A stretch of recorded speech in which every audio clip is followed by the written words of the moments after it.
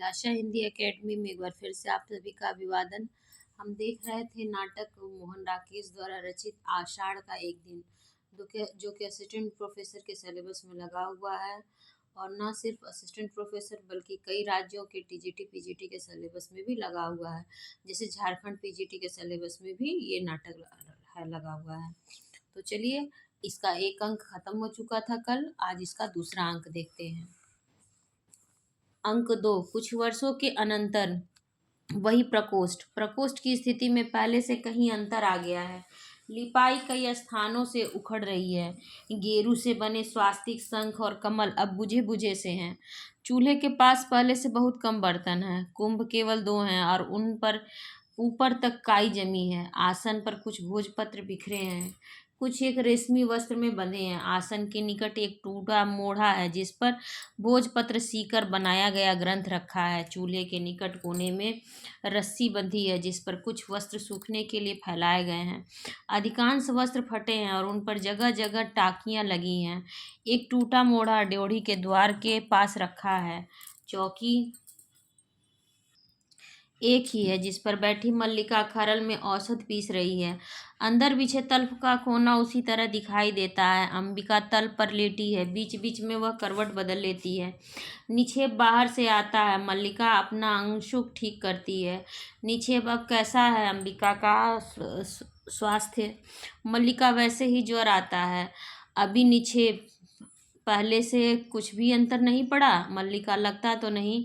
निक्षेप, 2 वर्ष से निरंतर एक सा ज्वर। मल्लिका ठंडी सांस भरकर पीसी हुई औषध पत्थर से कटोरे में डालने लगती है। निक्षेप मोड़ा खींचकर उसके पास आ बैठता है। वास्तव में अंबिका बहुत चिंता करती है। मल्लिका औषध भी ठीक से नहीं खाती। औषध में दूध और शहद मिलाकर हिलाने लगती है। निक्षेप अपनी उंगलियां उलझाए उसे देखता रहता है। निक्षेप, तुम्हारा स्वास्थ्य कैसा है? मल्लिका, ठीक है। निक्षेप, दुबली होती जा रही हो। बहुत दिनों से राजधानी की ओर से कोई व्यक्ति नहीं आया। मल्लिका आंख बचाती हुई अधिक व्यस्त भाव से औषध हिलाती रहती है। कभी कभी सोचता हूँ एक बार उज्जैनी जाकर उनसे मिल आऊं। मल्लिका, क्यों? निक्षेप, कई बातें करना चाहता हूँ। कई बार लगातार लगता है कि दोष मेरा ही है। मल्लिका गंभीर भाव से उसकी ओर देखती है। मल्लिका, किस बात का? निक्षेप लंबी सांस लेता है। निक्षेप, बात तुम जानती हो। मैंने आशा नहीं की थी कि उज्जैनी जाकर कालिदास इस तरह वहाँ के हो जाएंगे। मल्लिका, और मुझे प्रसन्नता है कि वे वहाँ रहकर इतने व्यस्त हैं। यहाँ उन्होंने केवल ऋतु संहार की रचना की थी, वहाँ उन्होंने कई नए काव्यों की रचना की है। 2 वर्ष पहले जो व्यवसायी आए थे उन्होंने कुमार संभव और मेघदूत की प्रतियां मुझे ला दी थी। बता रहे थे उनके एक और बड़े काव्य की बहुत चर्चा है, परंतु उसकी प्रति उन्हें नहीं मिल पाई। निक्षेप, यूँ तो सुना है उन्होंने कुछ नाटकों की भी रचना की है जो उज्जैनी की रंगशालाओं में खेले गए हैं। फिर भी? मल्लिका, फिर भी क्या? निक्षेप, मुझे कहते हुए दुख होता है। उन्हीं व्यवसायियों के मुख से और भी तो कई बातें सुनी थी। मल्लिका, व्यक्ति उन्नति करता है तो उसके नाम के साथ कई तरह के अपवाद जुड़ने लगते हैं। निक्षेप, मैं अपवाद की बात नहीं करता। उठकर टहलने लगता है। सुना यह भी तो था न कि गुप्त वंश की राजदूहिता से उनका विवाह हो गया। मल्लिका, तो इसमें बुरा क्या है? निक्षेप, एक तरह से देखे तो बुरा नहीं भी है, परंतु यहाँ रहते उनका जो आग्रह था कि जीवन भर विवाह नहीं करेंगे, रुक कर उसकी ओर देखता है। उस आग्रह का क्या हुआ? उन्होंने यह नहीं सोचा कि उनके इसी आग्रह की रक्षा के लिए तुमने? मल्लिका, उनके प्रसंग में मेरी बात कहीं नहीं आती। मैं अनेकानेक साधारण व्यक्तियों में से हूँ। वे असाधारण हैं, उन्हें जीवन में असाधारण का ही साथ चाहिए था। सुना है राजदूहिता बहुत विदुषी है। निक्षेप, हाँ, सुना है, बहुत शास्त्र दर्शन पढ़ी है। मैंने कहा ना कि एक तरह से देखे तो इसमें कुछ बुरा नहीं है, परंतु दूसरी तरह से देखने पर बहुत ग्लानि होती है। मल्लिका, इसके विपरीत मुझे अपने से ग्लानि होती है कि यह ऐसी मैं उनकी प्रगति में बाधा भी बन सकती थी। आपके कहने से मैं उन्हें जाने के लिए प्रेरित न करती तो कितनी बड़ी क्षति होती। निक्षेप, यह तो दुख है कि मेरे कहने से तुम ऐसा न करती तो आज तुम्हारे जीवन का रूप यह न होता। मल्लिका, मेरे जीवन में पहले से क्या अंतर आया है? पहले माँ काम करती थी, अब वे अस्वस्थ हैं, मैं काम करती हूँ। निक्षेप, बाहर से तो इतना ही अंतर लगता है। मल्लिका, केवल इतना ही अंतर है? औषध लिए उठ खड़ी होती है। माँ को औषध दे दूं, अभी आती हूँ। अंदर चली जाती है और अंबिका को सहारे से उठाकर औषध पिलाती है। अंबिका पीकर सिर हिलाती है। निक्षेप टहलता हुआ झरोखे के पास चला जाता है। बाहर घोड़े के टापों का शब्द सुनाई देता है जो पास आकर दूर चला जाता है। निक्षेप झरोखे से सटा देखता रहता है। अंबिका औषध पीकर लेट जाती है और मल्लिका बाहर आ जाती है और किवाड़ के पास रुककर अंबिका की ओर देखती है। मल्लिका, माँ ठंड लगती हो तो किवाड़ बंद कर दूं? अंबिका सिर हिलाती है। मल्लिका किवाड़ बंद कर देती है। निक्षेप झरोखे के पास से हट आता है। निक्षेप, लगता है आज फिर कुछ लोग बाहर से आए हैं। मल्लिका, कौन लोग? निक्षेप, संभवतः राज के कर्मचारी हैं। दो वैसी ही आकृतियां मैंने देखी हैं जैसी तब देखी थी जब आचार्य कालिदास को लेने आए थे। मल्लिका थोड़ा सिहर जाती है। मल्लिका, वैसी आकृतियां अपने भाव को दबाकर हंसने का प्रयत्न करती हैं। जानते हैं माँ इस संबंध में क्या कहती है? कहती है कि जब भी ये आकृतियां दिखाई देती हैं कोई न कोई अनिष्ट होता है। कौन? कभी युद्ध, कभी महामारी, परंतु पिछली बार तो ऐसा कुछ नहीं हुआ। निक्षेप, नहीं हुआ? मल्लिका आंखें बचाती हुई गीले वस्त्रों को देखने में व्यस्त हो जाती है। मल्लिका, क्या हुआ? और जो हुआ वह तो अच्छा ही था। दो एक वस्त्रों को उतारकर फिर रस्सी पर फैला देती है। हवा में आजकल इतनी नमी रहती है कि वस्त्र घंटों नहीं सूखते हैं। फिर टापों का शब्द सुनाई देता। नीचे फिर झरोखे के पास चला आता है।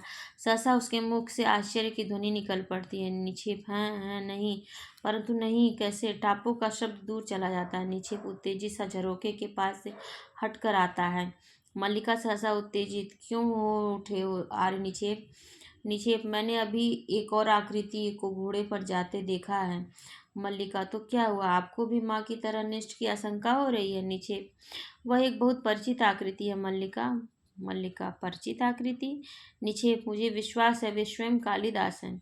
मल्लिका हाथ के वस्त्र को पकड़ते स्तंभित सी हो रहती है। मल्लिका, कालिदास, यह कैसे संभव है? निक्षेप, मैंने आंखों से देखा है। वे घोड़ा दौड़ाते पर्वत शिखर की ओर गए हैं इस राजसी वेशभूषा में, और कोई उन्हें पहचान पाए। निक्षेप की आंखें पहचानने में भूल नहीं कर सकती। मैं भी जाकर देखता हूँ। राज्य कर्मचारी भी अवश्य उन्हीं के साथ आए होंगे। इसी उत्तेजना में चला जाता है। मल्लिका, वे आए हैं और पर्वत शिखर की ओर गए हैं? अपनी उंगली को दांत से काटती और पीड़ा का अनुभव होने पर यंत्र चालित सी झरोखे के पास चली आती है। ड्योढ़ी से रंगिणी और संगड़ी अंदर आती है। मल्लिका आश्चर्य से उनकी ओर देखती है। रंगिणी संगड़ी को आगे करती है। रंगिणी, इनसे इससे पूछ, हम अंदर आ सकती हैं? संगिनी उससे आगे करके स्वयं पीछे हट जाती है। संगिनी, तू पूछ। मल्लिका उनके पास आती है। रंगिणी, अच्छा मैं पूछती, सुनो यह तुम्हारा घर है? मल्लिका, हाँ हाँ, आइए, आप मेरे यहाँ आई हैं? रंगड़ी संगड़ी अंदर आ जाती हैं और खोजती दृष्टि से इधर उधर देखती हैं। रंगड़ी, हम विशेष रूप से किसी के यहाँ नहीं आई हैं। हम आई, समझ लो यूं कि आई हैं ग्राम प्रदेश में घूमती हुई। संगिणी, हम यहाँ के घर देखना चाहती हैं। रंगड़ी, यहाँ के जीवन का अध्ययन करना चाहती हैं। संगिणी, और पहले मैं परिचय दे दूं, यह है रंगिणी। उज्जैनी के नाट्य केंद्र में नृत्य का अभ्यास करती है। नाटक लिखने में भी इसकी रुचि है। रंगिणी, यह संगिनी उसी केंद्र में मृदंग और वीणा वादन सीखती है। बहुत सुंदर प्रणय गीत लिखती है। अब गद्य की ओर आ रही है। और तुम्हारा परिचय? मल्लिका कुछ भी उत्तर न देकर आश्चर्य से उनकी ओर देखती रहती है। संगिनी, तुमने अपना परिचय नहीं दिया। मल्लिका, मेरा परिचय कुछ भी नहीं। आइए यहाँ आसन पर बैठिए। संगिनी, हम बैठने के लिए नहीं, अध्ययन करने के लिए आई हैं। इस स्थान को आप लोग क्या कहते हैं? मल्लिका, किस स्थान को? रंगिणी, इसका अभिप्राय इस सारे स्थान से जहाँ इस समय हम हैं उज्जैनी में, हम इसे प्रकोष्ठ कहते हैं। यहाँ तुम लोग क्या कहते हो? मल्लिका, प्रकोष्ठ। रंगिणी, प्रकोष्ठ को तुम लोग भी प्रकोष्ठ कहते हो? और कुंभों के निकट जाकर एक कुंभ को छूती है, इसे? मल्लिका, कुंभ। रंगिणी, कुंभ। प्रकोष्ठ को प्रकोष्ठ, कुंभ को कुंभ। निराशा से कंधे हिलाती है। संगिनी, देखो यहाँ के कुछ स्थानीय शब्द नहीं है। मल्लिका हतप्रभ सी उनकी ओर देखती रहती है। मल्लिका, स्थानीय शब्द? संगिनी, हाँ, आंचलिक शब्द। जैसे पतंजलि ने लिखा है कि यद्धा को कुछ लोग यरवा बोलते हैं और तद्धा को तरवा। यरवाड़ स्तरवाड़ ऋषयो बभूव। मल्लिका, मुझे इतना ज्ञान नहीं। संगिनी कुछ निराश सी आसन पर बैठ जाती है। रंगिणी घूमकर प्रकोष्ठ की एक एक वस्तु का निरीक्षण करती है। मल्लिका संगिनी के पास चली जाती है। संगिनी, देखो, हम कुछ ऐसी बातें जानना चाहते हैं जिनका संबंध यहाँ के और केवल यहाँ के जीवन से हो। तुम्हारे घर और वस्त्र तो लगभग हमारे जैसे हैं, यहाँ के जीवन की अपनी विशेषता क्या है? मल्लिका, यहाँ के जीवन की अपनी विशेषता पल भर झरोखे की ओर देखती रहती है। मैं नहीं जानती, हमारा जीवन हर दृष्टि से बहुत साधारण है संगिनी, यह मैं नहीं मान सकती। इस प्रदेश ने कालिदास जैसी असाधारण प्रतिभा को जन्म दिया। यहाँ की तो प्रत्येक वस्तु असाधारण होनी चाहिए। रंगिणी चूल्हे के आसपास की सब वस्तुओं को अच्छी तरह देखकर तथा एक बार अंदर झाँक कर उसके पास आ जाती है। रंगीड़ी, देखो मैं तुम्हें समझाती हूँ। बात यह है कि राजकीय नियोजन से हम दोनों कवि कालिदास के जीवन की पृष्ठभूमि का अध्ययन कर रही हैं। तुम समझ सकती हो कि यह कितना बड़ा और महत्वपूर्ण कार्य है, परंतु यहाँ घूमकर हम तो लगभग निराश हो चुकी हैं। यहाँ कुछ सामग्री है ही नहीं। संगिनी, अच्छा यहाँ की कुछ वनस्पतियों के नाम बताइए। मल्लिका, कैसी वनस्पति? संगिनी, कैसी वनस्पति? सोचने लगती है।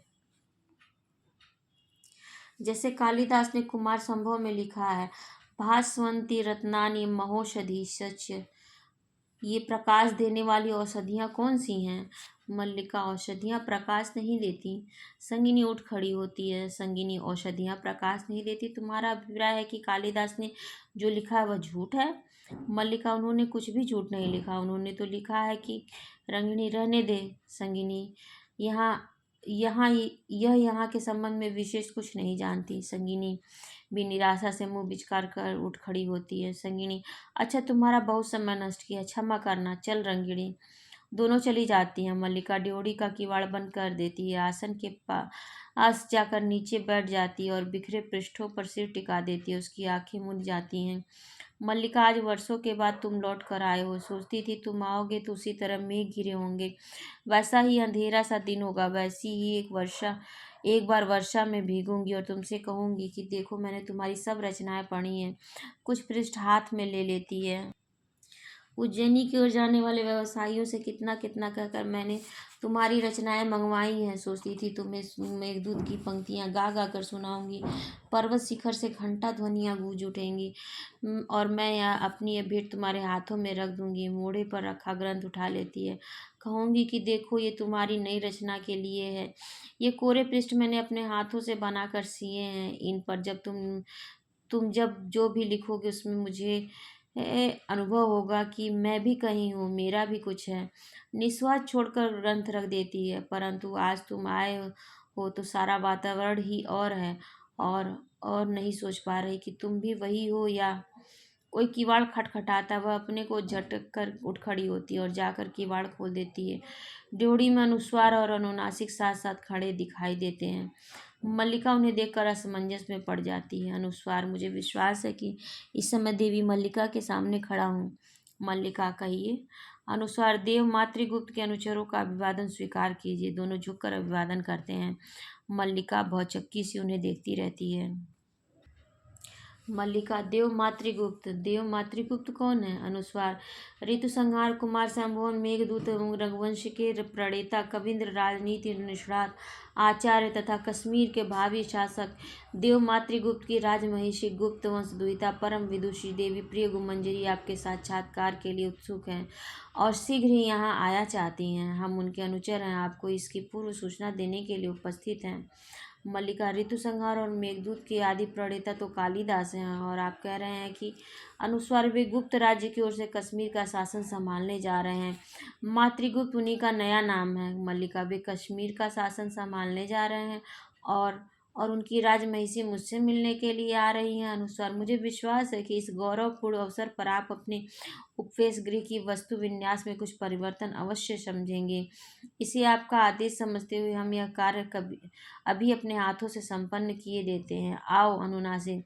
दोनों प्रकोष्ठ में आकर निरीक्षण करने की दृष्टि से सब वस्तुओं को देखने लगते हैं। मल्लिका एक ओर हट जाती है। अनुनासिक आसन के पास चला आता है। अनुनासिक, मैं समझता हूँ यह आसन द्वार के निकट होना चाहिए। अनुस्वार, देवी द्वार से प्रवेश करेंगे और आसन द्वार के निकट होगा? अनुनासिक, उस स्थिति में इसे इसकी वर्तमान स्थिति से 7 अंगुल दक्षिण की ओर हटा देना चाहिए। अनुस्वार, दक्षिण की ओर? नकारात्मक भाव से सिर हिलाता है। मैं समझता हूँ इसकी स्थिति 5 अंगुल उत्तर की ओर होनी चाहिए। गवाक्ष से सूर्य की किरणें सीधे इस पर पड़ती हैं। अनुनासिक, मैं तुमसे सहमत नहीं हूँ। अनुस्वार, मैं तुमसे सहमत नहीं हूँ। अनुनासिक, तो?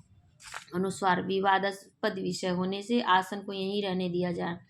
अनुनासिक अच्छी बात है, इसे यहीं रहने दिया जाए। और वे कुंभ कुंभों के पास चला जाता है। अनुस्वार मैं समझता हूँ एक कुंभ इस कोने में और दूसरा उस कोने में होना चाहिए, पर मैं समझता हूँ कि कुंभ यहाँ होने ही नहीं चाहिए।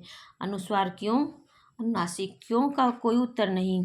मैं तुमसे सहमत नहीं हूँ। अनुनासिक मैं तुमसे सहमत नहीं हूँ तो कुंभों को भी यहीं रहने दिया जाए। दोनों उधर जाते हैं जिधर रस्सी पर वस्त्र सूखने के लिए फैलाए गए हैं। मल्लिका आसन के पास जाकर बिखरे पन्नों को समेटती है और उन्हें मोड़े पर रखकर चुपचाप अंदर चली जाती है। अनुस्वार गीले वस्त्रों को छूता है। अनुस्वार ये अनुनासिक वस्त्र अभी गीले हैं, इसलिए इन्हें नहीं हटाना चाहिए। अनुस्वार क्यों? अनुनासिक शास्त्रीय प्रमाण ऐसा है। अनुस्वार कौन सा प्रमाण है? अनुनासिक यह तो मुझे याद नहीं। अनुस्वार यह याद है कि ऐसा प्रमाण है। अनुनासिक हाँ, तो संदिग्ध विषय है। अनुस्वार हाँ, तो तब तो अवश्य संदिग्ध विषय है। अनुनासिक संदिग्ध विषय होने से वस्त्रों को भी रहने दिया जाए। अनुस्वार अच्छी बात है, वस्त्रों को भी रहने दिया जाए। अनुनासिक परंतु यह चूल्हा अवश्य यहाँ से हटा देना चाहिए। अनुस्वार चूल्हा हटाने का अर्थ होगा आसपास की सब वस्तुओं को हटाया जाए। इसके लिए बहुत समय चाहिए। अनुनासिक समय के अतिरिक्त बहुत धैर्य चाहिए। अनुस्वार धैर्य के अतिरिक्त बहुत परिश्रम चाहिए। अनुनासिक मैं समझता हूँ कि भाजनों को हाथ लगाना हमारी स्थिति के अनुकूल नहीं है।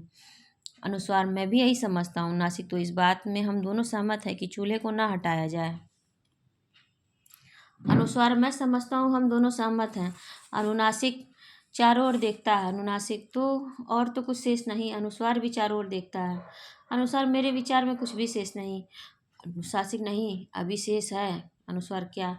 यह चौकी यहाँ रास्ते में पड़ी है, इसे यहाँ से हटा देना चाहिए। अनुस्वार मैं इससे सहमत हूँ, तो इसे हटा देना चाहिए। हाँ, अवश्य हटा देना चाहिए। तो अनुनासिक तो अनुस्वार तो अनुनासिक हटा दो। अनुस्वार मैं अनुनासिक हाँ। अनुस्वार तुम नहीं। अनुनासिक नहीं। अनुस्वार क्यों? अनुनासिक क्यों का कोई उत्तर नहीं। अनुस्वार फिर भी। अनुनासिक पहले मैंने तुमसे कहा है। अनुस्वार परंतु चौकी देखी पहले तुमने है। अनुनासिक तो अनुस्वार तो अनुनासिक हटा दो। अनुस्वार तुम हटा दो। अनुनासिक तो रहने दो। अनुस्वार रहने दो। अनुनासिक अब हाँ, अब चारों ओर एक दृष्टि और डाल लें। अनुस्वार हाँ, चारों एक और एक दृष्टि और डाल लें। मातुल उत्तेजित सा बाहर से आता है। मातुल अधिकारी वर्ग आपका कार्य यहाँ पूरा हो गया। अनुनासिक क्यों? अनुस्वार अनुस्वार हाँ, पूरा हो गया ना? क्यों? अनुनासिक अनुनासिक हाँ, हो गया, केवल एक दृष्टि डालना शेष है। अनुस्वार हाँ, केवल एक दृष्टि डालना शेष है। मातुल तो वह दृष्टि अब रहने दीजिए। देवी प्रिय गुमंजरी बाहर पहुँच गई हैं। अनुनासिक देवी बाहर पहुँच गई हैं तो चलो। अनुस्वार अनुस्वार चलो। दोनों साथ साथ चले जाते हैं। मातुल भी पीछे पीछे चला जाता है और कुछ क्षण बाद प्रिय गुमंजरी को मार्ग दिखलाता वापस आता है। मातुल वह इस सारे प्रदेश में सबसे सुशील, सबसे विनीत और सबसे भोली लड़की है। मुझे चिंता करने की क्या आवश्यकता है? चिंता करने के लिए यहाँ मल्लिका है, अंबिका है, फिर भी कोई काम हो तो कहला दीजिएगा। चला जाता है। प्रिय गुमंजरी क्षण भर मल्लिका को देखती रहती है, फिर उसकी डोरी को हाथ से छू लेती है। प्रियंगु सचमुच बहुत सुंदर हो। जानती हो, अपरिचित होते हुए तुम मुझे अपरिचित नहीं लग रही। मल्लिका आप बैठ जाइए ना। प्रियंगु नहीं, बैठना नहीं चाहती। तुम्हें और तुम्हारे घर को देखना चाहती हूँ। उन्होंने बहुत बार इस घर की और तुम्हारी चर्चा की है। जिन दिनों मेघदूत लिख रहे थे उन दिनों प्रायः यहाँ का स्मरण किया करते थे। दृष्टि चारों ओर घूमकर फिर मल्लिका के चेहरे पर स्थिर हो जाती है। आज इस भूमि का आकर्षण ही हमें यहाँ ले आया है, अन्यथा दूसरे मार्ग से जाने से हमें अधिक सुविधा थी। मल्लिका मैं समझ नहीं पा रही किस रूप में आपका आतिथ्य करूं। आप आसन ले लें तो मैं आपके लिए। प्रियंगु आतिथ्य की बात मत सोचो, मैं तुम्हारे यहाँ अतिथि के रूप में नहीं आई हूँ। संभव था ये भी ना आते, परंतु मैं ही विशेष आग्रह के साथ इन्हें लाई हूँ। मैं स्वयं एक बार इस प्रदेश को देखना चाहती थी। इसके अतिरिक्त गले से हल्का विदग्धतापूर्ण स्वर निकल पड़ता है। इसके अतिरिक्त एक और भी कारण था। चाहती थी कि इस प्रदेश का कुछ वातावरण साथ ले जाऊं। मल्लिका इस प्रदेश का वातावरण? प्रियंगुमंजरी मुस्कुरा कर उसे देखती है, फिर टहलती हुई झरोखे के पास चली जाती है। प्रियंगु, यहाँ से बहुत दूर तक की पर्वत श्रृंखलाएं दिखाई देती हैं। कितनी निर्व्याज सुंदरता है यहाँ, मुझे आकर तुमसे स्पर्धा हो रही है। मल्लिका दो एक पग और उस ओर की ओर बढ़ जाती है। मल्लिका, हमारा सौभाग्य होगा कि आप कुछ दिन इस प्रदेश में रह जाएं। यहाँ आपको असुविधा होगी, असुविधा तो होगी, परंतु। प्रियंगु मंजरी फिर विदग्ध भाव से उसे देखती है। प्रियंगु, इस सौंदर्य के सामने जीवन की सब सुविधाएं हेय हैं।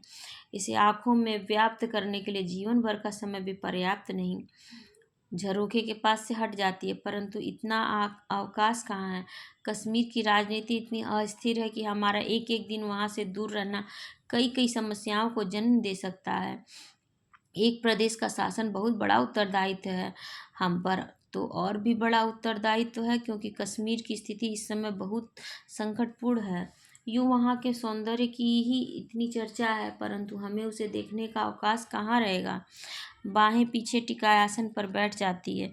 इसलिए तुमसे स्पर्धा होती है। सौंदर्य का यह सहज उपभोग हमारे लिए केवल एक सपना है। बैठ जाओ। आसन पर अपने सामने बैठने के लिए संकेत करती है। मल्लिका नीचे बैठने लगती है तो उसे रोक लेती है।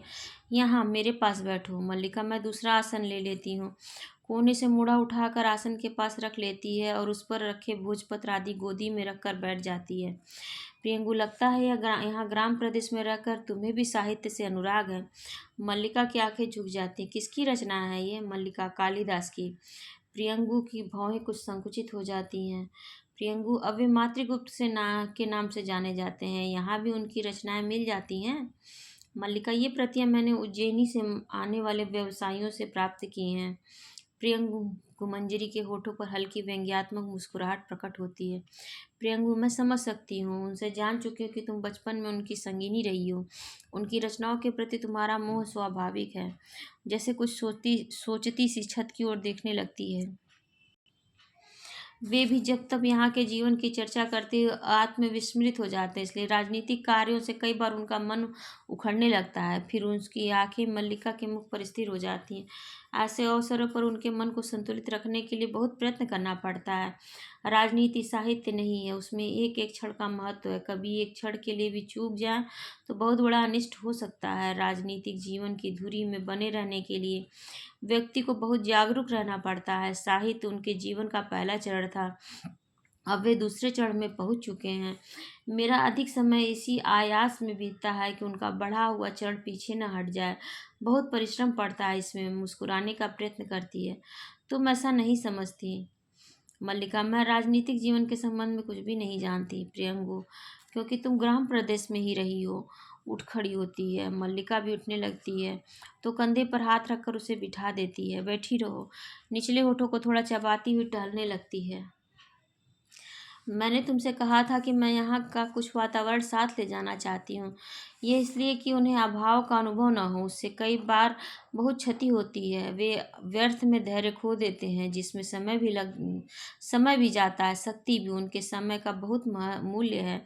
मैं चाहती हूँ उनका समय इस तरह नष्ट न हुआ करे।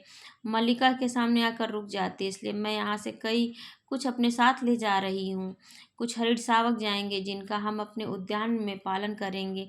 यहाँ की औषधियाँ उद्यान के क्रीड़ा शैल पर तथा आसपास के प्रदेश में लगवा दी जाएंगी। हम यहाँ के से कुछ घरों का भी वहाँ निर्माण करेंगे। मातुल और उनका परिवार भी साथ जाएगा। यहाँ से कुछ अनाथ बच्चों को वहाँ ले जाकर हम शिक्षा देंगे। मैं समझती हूँ इससे अंतर पड़ेगा। फिर टहलती हुई प्रकोष्ठ के दूसरे भाग में चली जाती है।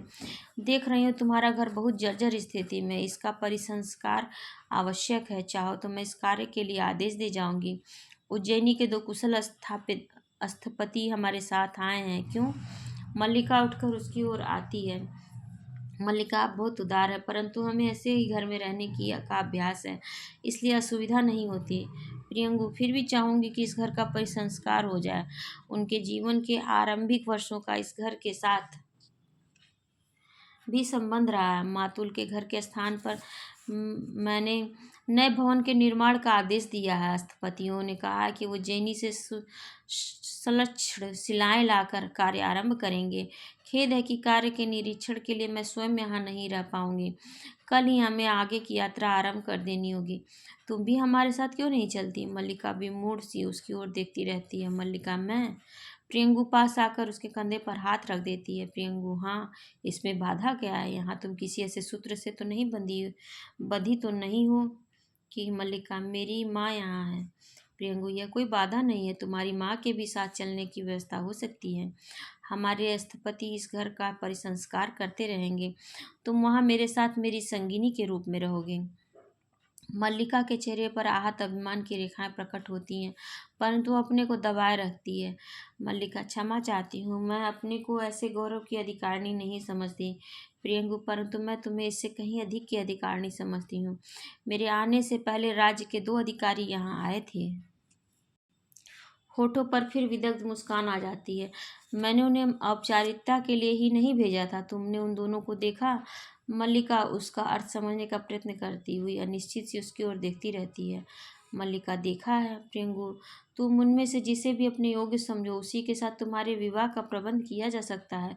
दोनों योग्य अधिकारी हैं। मल्लिका देवी भोजपत्रों को वश से सटाए कुछ पग आसन की ओर हट जाती है। प्रियंगु मंजरी उसे सीधी दृष्टि से देखती हुई धीरे धीरे उसके पास चली जाती है। प्रियंगु, संभवतः तुम दोनों में से किसी को भी अपने योग्य नहीं समझती, परंतु राज्य में ये 2 ही नहीं और भी अनेक अधिकारी हैं। मेरे साथ चलो, तुम जिससे भी चाहोगी। मल्लिका आसन पर बैठ जाती है और रुधे आवेश से अपना होठ काट लेती है। मल्लिका, इस विषय की चर्चा छोड़ दीजिए। गला रुध जाने से शब्द स्पष्ट ध्वनित नहीं होते। अंदर का द्वार खुलता है और अंबिका रोग और आवेश के कारण शिथिल और कांपती सी बाहर आकर जैसे अपने को सहेजने के लिए रुकती है। प्रियंगु, क्यों तुम्हारे मन में कल्पना नहीं है कि तुम्हारा अपना घर परिवार हो? अंबिका धीरे धीरे उनकी ओर बढ़ती है। अंबिका, नहीं, इसके मन में यह कल्पना नहीं है। प्रियंगु घूमकर उसकी ओर देखती है। मल्लिका अव्यवस्थित भाव से उठ खड़ी होती है। मल्लिका, माँ। अंबिका, इसके मन में यह कल्पना नहीं है क्योंकि यह भावना के स्तर पर जीती है। इसके जीवन में सांस फूल जाने से शब्द गले में अटक जाते हैं। मल्लिका हाथ के पृष्ठ आसन पर रख देती है और पास जाकर अंबिका को पीठ से सहारा देती है। मल्लिका, तुम उठ क्यों आई माँ? तुम्हारा स्वास्थ्य ठीक नहीं है, चलो चलकर लेट जाओ रहो। उसे वापस अंदर ले जाना चाहती है, परंतु अंबिका उसका हाथ अपनी पीठ से हटा देती है। अंबिका, मैं किसी आने वाले से बात भी नहीं कर सकती। दिन मास वर्ष मुझे घुटते हुए प्रति बीत गए हैं। मेरे लिए यह घर घर नहीं, एक काल गुफा है जिसमें मैं हर समय बंद रहती हूँ। और तुम चाहती हो कि मैं किसी से बात भी ना करूँ? चलने की चेष्टा में गिरने को हो जाती है। मल्लिका उसे संभाल लेती है। मल्लिका, परंतु माँ, तुम स्वस्थ नहीं हो। अंबिका, तुम्हारी अपेक्षा मैं फिर भी अधिक स्वस्थ हूँ। प्रियंगु के पास जाकर उसे सिर से पैर तक देखती है। यह घर सदा से इस स्थिति में नहीं है राजवधु। मेरे हाथ चलते तो मैं प्रतिदिन इसे लीपती बुहारती थी। यहाँ की हर वस्तु इस तरह गिरी टूटी नहीं थी, परंतु आज हम दोनों माँ बेटी भी यहाँ टूटी सी पड़ी रहती हैं। ये सब इसलिए कि फिर सांस फूल जाने से आगे नहीं बोल पाती। प्रियंगु मंजरी प्रकोष्ठ पर दृष्टि डालने के बहाने उसके पास से हट जाती है। प्रियंगु, मैं देख रही हूँ घर की स्थिति अच्छी नहीं है। मल्लिका मेरे साथ चल सकती तो समस्या वैसे ही सुलझ जाती, परंतु अब होठ काटती हुई जैसे सोचने के लिए क्षण भर रुकती है। अब भी जो कुछ संभव है मैं कर जाऊंगी। स्थपतियों को आदेश दे जाऊंगी कि इस घर को गिराकर इसके स्थान पर। मल्लिका चीख जाती है। मल्लिका, ऐसा मत कीजिए, इस घर के गिराने का आदेश मत दीजिए। प्रियंगु मंजरी फिर सीधी दृष्टि से उसे देखती है। प्रियंगु, मैं तुम्हारी सुविधा के लिए कह रही थी। तुम्हें इसमें सुविधा है तो ठीक है, मैं ऐसा आदेश नहीं दूंगी। फिर भी चाहती हूँ कि तुम्हारे लिए कुछ न कुछ कर सकूं। इस समय और नहीं रुक सकती। कल की यात्रा से पहले कई आवश्यक कार्य पूरे करने हैं। यूं तो इस समय भी अवकाश नहीं था, पर मैंने आना आवश्यक समझा। वे पर्वत शिखर की ओर घूमने गए हैं। मैं उस बीच इधर चली आई। अच्छा। मल्लिका की उंगलियां उलझ जाती हैं और आंखें झुक जाती हैं। अंबिका अपने आवेश में 2-1 पग प्रियंगु की ओर बढ़ जाती है।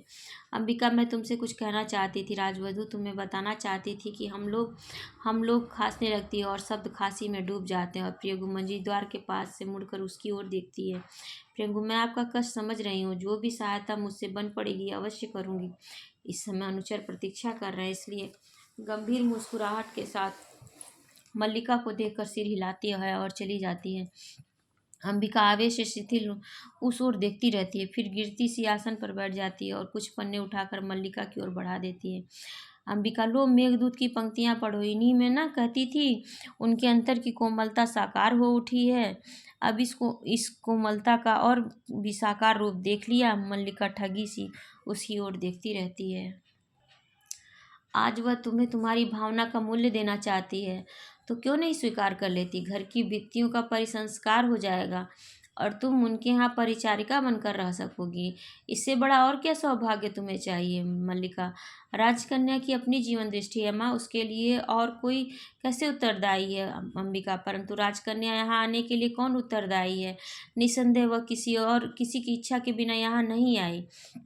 राज के स्थपति से घर की भित्तियों का परिसंस्कार कर देंगे। आज वह शासक है, उसके पास संपत्ति है। उस शासन और संपत्ति का परिचय देने के लिए इससे अच्छा और क्या उपाय हो सकता था। मल्लिका, परंतु माँ। अंबिका, माँ कुछ नहीं जानती, कुछ नहीं समझती। माँ भावना की गहराई तक नहीं जाती। माँ फिर खांसी उठाने से आगे नहीं बोल पाती। विलोम बाहर से आता है। विलोम, इस तरह क्षुब्ध क्यों हो अंबिका। आज तो सारा ग्राम तुम्हारे सौभाग्य पर तुमसे स्पर्धा कर रहा है। अर्थपूर्ण दृष्टि से मल्लिका की ओर देखता है। मल्लिका आंखें बचाकर दूसरी ओर हट जाती है। राजकीय पग धूलि घर में पड़ती है तो लोग गौरव का अनुभव करते हैं। ऐसा अवसर हर किसी के जीवन में कहाँ आता है। अंबिका, यह अवसर देखने के लिए ही तो मैंने आज तक का जीवन जिया है। इतना बड़ा सौभाग्य हमारे क्षुद्र जीवन में कहाँ समा सकता है। उठ खड़ी होती, चलो मैं स्वयं चलकर सारे ग्राम में इस सौभाग्य की घोषणा करूंगी। हमारे वर्षों के अभाव और दुख का कितना बड़ा फल लाए हैं। राज्य के स्थपति हमारे घर की भित्तियों का परिसंस्कार कर देंगे। विलोम, बैठ जाओ अंबिका, आज ग्राम के पास तुम्हारी बात सुनने का अवकाश नहीं है। टहलता हुआ झरोखे के पास चला जाता है। ग्राम के लोग आज व्यस्त हैं। उन्हें बाहर से आए अतिथियों के लिए कई तरह की सामग्री जुटानी है। अतिथि आज यहाँ के पत्थर तक बटोर कर ले जाना चाहते हैं। यहाँ के पत्थर आज बहुत मूल्यवान समझे जाने लगे हैं। मल्लिका, यहाँ के पत्थर पहले भी मूल्यवान थे। आर्य विलोम, यह बात और है कि पहले किसी ने उनका मूल्य समझा नहीं है। अंबिका आवेश में कई पग उसकी ओर बढ़ जाती है। अंबिका, तो जाकर तुम भी बटोर क्यों नहीं ले लेती। संभव है फिर लोग यहाँ कोई पत्थर शेष न रहने दें और तुम्हारी भावना के लिए कोई आधार ही न रह जाए। मल्लिका, बैठ जाओ माँ, तुम्हारा स्वास्थ्य ठीक नहीं है। उसे बाँह से पकड़कर आसन पर बिठा देती। विलोम, ग्राम में चारों ओर बहुत उत्साह है। यह दिन इस प्रदेश के जीवन का सबसे बड़ा उत्सव है। लोग आज अपने पशुओं की चिंता नहीं कर रहे। वे अतिथियों के लिए भोजन और पान की सामग्री जुटाने में व्यस्त हैं। उस सामग्री में कुछ हरिण शावक भी होंगे जो राजकन्या के विशेष आदेश पर एकत्रित किए जा रहे हैं। मल्लिका, यह सच नहीं है। विलोम, सच नहीं है। इंद्रवर्मा और विष्णुदत्त को राजकन्या ने स्वयं आदेश दिया है कि। मल्लिका, उस आदेश का कुछ और अर्थ भी हो सकता है। विलोम, और अर्थ? क्या और अर्थ हो सकता है। क्या राजकन्या हरिशाखों से खेला करेंगी या उज्जैनी के कलाकार उनकी आकृतियां बनाएंगे। यह भी एक मनोरंजक विषय है कि राज परिवार के साथ आए राजधानी के कलाकार आज यहाँ की हर वस्तु की अनुकृतियां बनाते घूम रहे हैं। यहाँ का कोई पेड़ पत्ता तिनका शेष नहीं रहेगा जिनकी वे अनुकृति बनाकर नहीं ले जाएंगे। मल्लिका, इसका भी कुछ दूसरा अर्थ हो सकता है। विलोम झरोखे के पास से हटकर उसकी ओर आता है।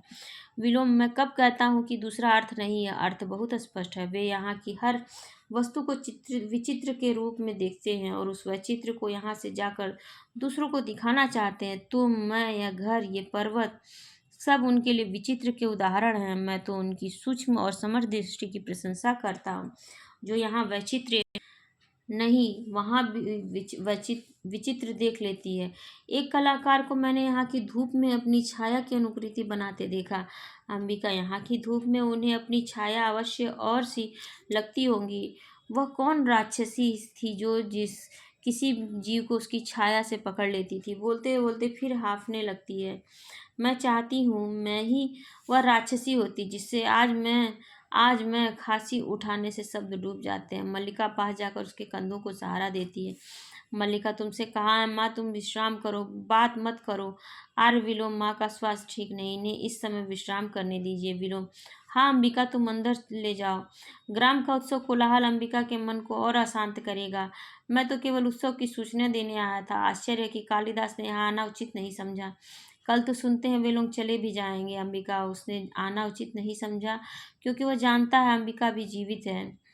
विलोम, परंतु समझता हूँ वह एक बार आएगा अवश्य, उसे आना चाहिए। व्यक्ति किसी संबंध को ऐसे नहीं तोड़ता। फिर टहलता हुआ झरोखे के पास चला जाता है, और विशेष रूप से वह जिसे एक कवि की कोमल